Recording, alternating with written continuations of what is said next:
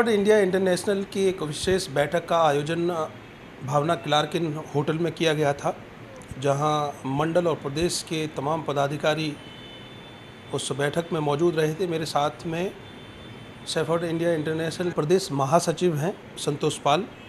उनसे जानकारी लूँगा कि किस तरह की बैठक थी और किन किन बिंदुओं पर उस बैठक में चर्चा हुई। आपका स्वागत है सबसे पहले संतोष जी। धन्यवाद करतार जी। मैं आपसे जानना चाहूँगा जो मीटिंग आपकी जो बैठक हुई, क्या कुछ विशेष उसमें चर्चा हुई और किन किन मुख्य बिंदुओं पर चर्चा हुई है? एक्चुअली सैफर्ड इंडिया इंटरनेशनल एक ऐसा संगठन है जो अंतर्राष्ट्रीय लेवल पे इसका रजिस्ट्रेशन है। हमारे समाज के कई संगठन हैं, तो मोस्टली संगठन जो है वो नेशनल लेवल पर रजिस्टर्ड होता है। सैफर्ड इंडिया इंटरनेशनल को इंटरनेशनल लेवल पर रजिस्ट्रेशन कराने की इसलिए आवश्यकता पड़ी कि हमारा समाज पूरे वर्ल्ड में बहुत सारे कंट्री में, ऑस्ट्रेलिया, न्यूजीलैंड, इजिप्ट, कई कंट्री में निवास करता है। अभी 11 दिसंबर से लेकर के 20 दिसंबर तक एक इजिप्ट में इसका अधिवेशन है। सैफर्ड इंडिया इंटरनेशनल हमारे साउथ में, पूरे साउथ में और आपका पश्चिम में इसका बहुत स्ट्रॉन्ग तरीके से काम कर रहा है। समाज के हित में बहुत सारे काम किए हैं। सैफर्ड इंडिया इंटरनेशनल ने समाज के युवाओं के लिए कई हॉस्टल बनाए हैं, काउंसलिंग सेंटर बनाए हैं। सैफर्ड इंडिया इंटरनेशनल का मुख्य उद्देश्य है, जो हमारा समाज गांव में रहता है, दूर दूर से आते शहर में लोग आते हैं तो उनको रहने में बच्चों को दिक्कत होती है, तो बड़े बड़े शहरों में जहां हम लोग प्रिपरेशन रोज़गार के लिए लोग आके अपनी तैयारियां करते हैं, बच्चे, उनके लिए हॉस्टल बनाना, काउंसलिंग सेंटर बनाना और IAS PCS या कोई सिविल कोचिंग के लिए बड़े बड़े सेंटर बनाना और समाज के हित में जो भी कार्य कर सकते हैं, उस उद्देश्य से ये संगठन कार्य करता है। उस मंच पे एक चर्चा हो रही थी कि राजनीतिक भागीदारी की भी आप आवाज़ उठाएंगे और इसके लिए एक बड़ी जनसभा की तैयारी हो रही है, तो क्या कुछ खाका तैयार कर रहे हैं उसके लिए, क्योंकि 2022 चुनाव भी नज़दीक है?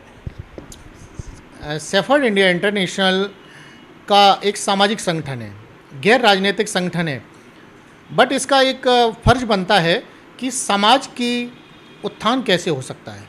तो सैफर्ड इंडिया इंटरनेशनल का पूरा फोकस शैक्षिक, सामाजिक, व्यापारिक, उसके बाद राजनीतिक होता है, क्योंकि किसी भी समाज को आपको जल्दी तरक्की करनी है तो आपको हर चारों पिलर तैयार रखने पड़ेंगे।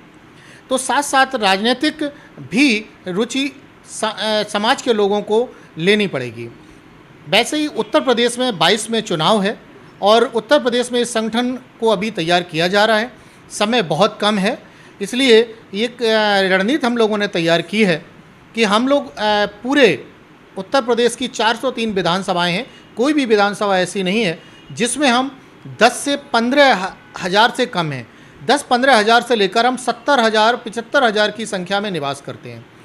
इसके अलावा पूरे प्रदेश की 2017 की जो रिजल्ट देख रहा था, तो उसमें 180 सीट ऐसी थी जो 5,000 के अंतर से हार जीत हुई है। तो उस हिसाब से अगर हम देखें तो हमारा समाज 150 विधानसभा सीट ऐसी हैं जहां हम जिताने और हराने का काम कर सकते हैं। मेरा सवाल ये भी उठता है कि मुझे नहीं लगता वो पूरे समूचे उत्तर प्रदेश में आपके 2 या 3 से विधायक ज़्यादा होंगे।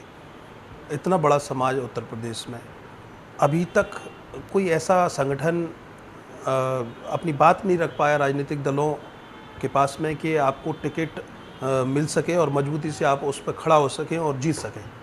क्या सैफर्ड इंडिया इंटरनेशनल इसको करने में सफल होगा? जरूर सफल होगा। सैफर्ड इंडिया इंटरनेशनल का उद्देश्य यही है, ये गैर राजनीतिक संगठन है, बट जो हमारे समाज के लोग जिस पार्टी में काम कर रहे हैं, तो सभी पार्टियों से हम लोग एक बहुत जल्दी एक बहुत बड़ा सम्मेलन करेंगे प्रदेश स्तरीय, और प्रदेश स्तरीय से सभी पार्टियों से, मुख्य पार्टियों से, जो उत्तर प्रदेश की सभी मुख्य पार्टियां हैं, उनसे मांग करेंगे कि हमारी उत्तर प्रदेश के अंदर जो संख्या है उस संख्या बल के हिसाब से आप टिकट में हिस्सेदारी दें। जब हमारी टिकट में हिस्सेदारी होगी, हमारी लोग उसी के साथ ऑटो मोड में उसी पार्टी का सहयोग करेंगे जो पार्टी हमें उचित हिस्सेदारी देगी। वर्तमान सरकार की अगर बात करें तो कितना आपको लगता है कि सरकार ने आपके साथ में, आपके समाज के साथ में न्याय किया है?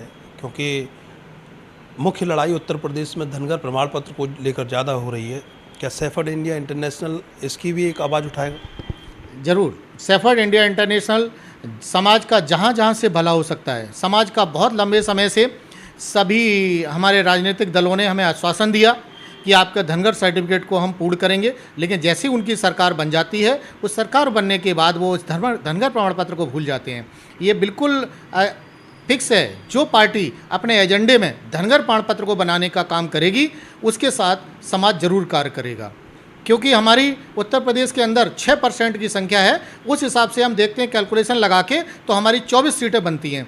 जो पार्टी हमें 24 सीट तक ज़्यादा टिकट देगी हमारे समाज को और धनगर प्रमाण पत्र को लागू करने के लिए अपने एजेंडे में डालेगी, ये पक्का है। इस समाज ने पूरी तरह से मूड बना लिया है। समाज उसी पार्टी के साथ पूरी तरह से 22 के चुनाव में साथ देगा। शुक्रिया, अर्थ न्यूज़ से चर्चा करने के लिए धन्यवाद। Thank you. तो संतोष पाल थे मेरे साथ में, जो सेफर्ड इंडिया इंटरनेशनल प्रदेश महासचिव हैं, और साफ तौर पर आपका कहना है कि जो भी पार्टी राजनीतिक स्तर पर पाल बघेल धनगर समाज जहाँ जहाँ भी निवास करता है उसको राजनीतिक भागीदारी देगी और तो समाज उसी का साथ देगा। अब देखने वाली बात ये होगी कि 2022 चुनाव से पहले कौन कौन से राजनीतिक दल इस समाज को न्याय देने का काम करते हैं। कैमरे के पीछे आर्यन बघेल, मैं करतार सिंह बघेल, अर्थ न्यूज।